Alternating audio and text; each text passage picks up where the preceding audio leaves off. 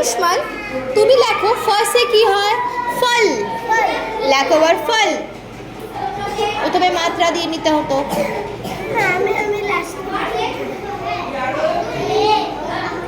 No, যেটা rule আগে দাও মাত্রা। হ্যাঁ, এবার লেখো।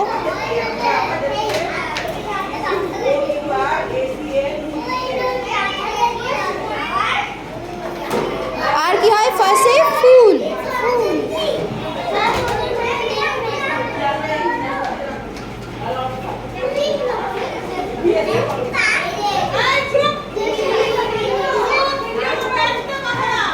ফল লেখো প্রথমে, এই যে লা।